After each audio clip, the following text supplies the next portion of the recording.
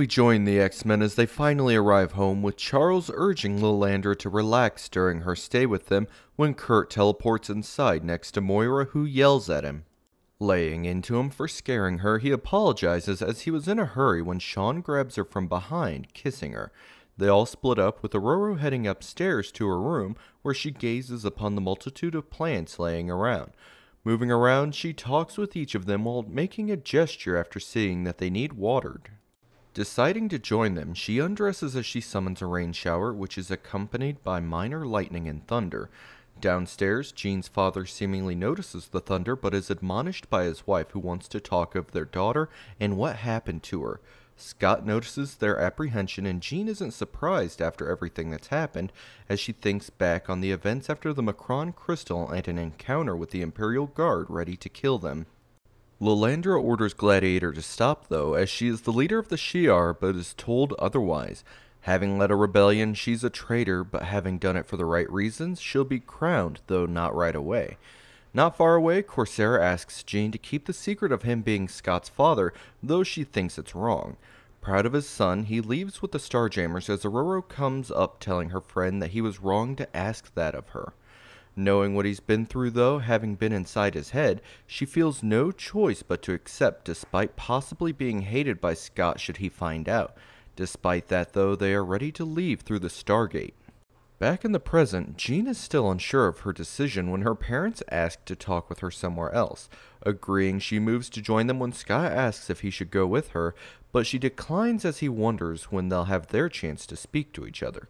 Thinking of how much she's changed since becoming Phoenix and of how he needs to talk of their relationship, along with how familiar Corsair is. Sean then walks in and sees him alone. Scott asks where Alex is, but Moira reveals that both him and Lorna left to her island to recover from Eric the Red's mind attack. As the couple leave, assuring him that his brother will call, we swap to someplace else where someone has managed to lock onto their target. Back at the mansion, Kurt calls Amanda, securing a date for the evening when he somersaults into a teleport. Down the hall, Peter is trying to write a letter to his parents but finds himself unable to, as he'd rather speak with them when Kurt appears behind him, wondering if he'd like to join him on a double date with Amanda's friend Betsy. However, Peter already has plans to join Sean and Moira on a picnic and apologizes as Kurt leaves. Heading to the living room, he finds Scott thinking in a chair and is greeted. Hoping he's not intruding, Scott reassures him when he looks outside to see Jean talking to her parents about the events on the space shuttle and becoming Phoenix while revealing her new powers. Knowing that her parents are taking the news hard, Scott tells Nightcrawler that life can't be as fun as he makes it out to be. Reminding him that he has a name, Kurt detects the bitterness in his friend's voice as he questions what he was just told. He reminds Scott that though he didn't deal with optic beams, he has been blue and furry since he was born. Going on, he tells that wishing won't change anything and that they need to accept things as they are lest they go mad. Before he can continue, though, Sean appears, ruining the moment as he asks if Kurt's joining them.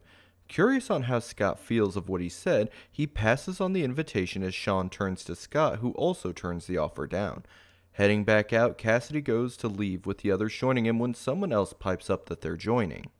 Wolverine invites himself along, much to the surprise of Moira, who didn't peg him for the social type. However, he reveals that he's not joining the picnic, but instead is getting a ride to the woods to hunt. Aurora, though, is shocked that he'd take the life of an animal for sport, but he dismisses her before adding that he didn't say anything of killing, just honing his skills enough to sneak up on wildlife undetected. Apologizing for misjudging him, Wolverine retorts that it's what everyone's been doing since he joined.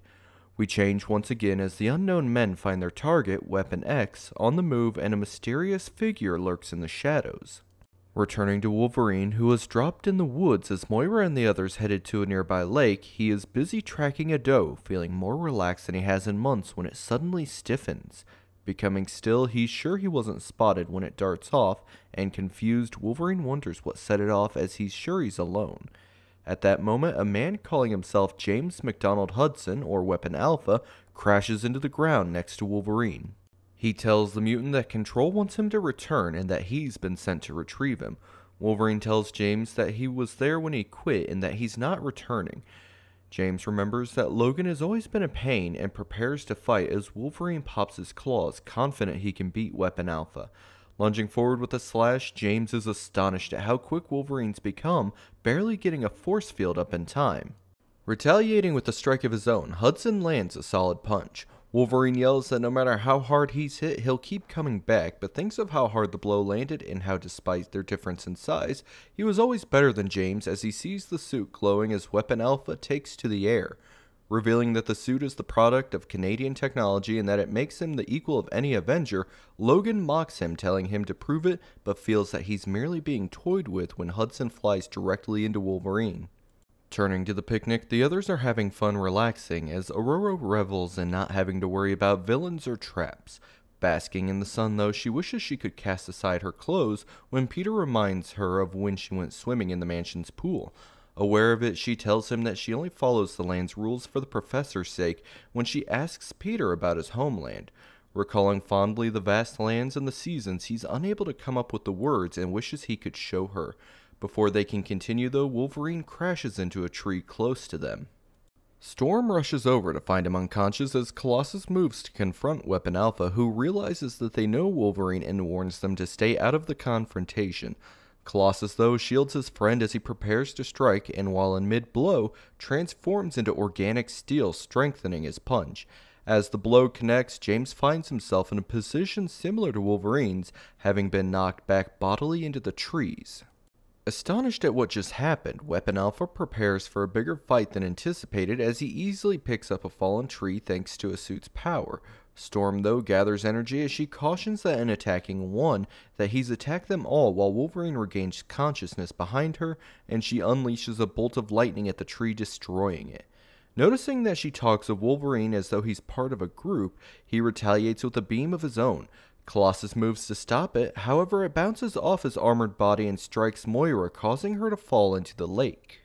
Sean leaps in after her, managing to save her from drowning, but she's unconscious with a terrible burn to her head. Worried about the injury, he turns to James. Full of hatred for the one responsible, Banshee flies forward to the shock of his opponent and pushing his powers to the absolute limit. Recognizing Banshee from Interpol, he narrowly dodges an attack as the sonic scream thoroughly destroys anything it touches. Unsure if his suit can handle it, he decides to retreat and takes to the sky. However, he spots not only Banshee, but Storm following him, and knowing it would be foolish to fight enemies he knows nothing about, flies away, determined to learn more about the X-Men and bring Alpha Flight back with him. Storm, cautious that he may be invisible, summons a squall to force him to show himself, but it reveals nothing. Sean, yelling that they're wasting their time, urges them back to the lake so they can treat Moira. Back on the ground, Peter asks why the mysterious newcomer was after Wolverine. Logan, though, apologizes, revealing that they used to be friends and that things are only going to get worse.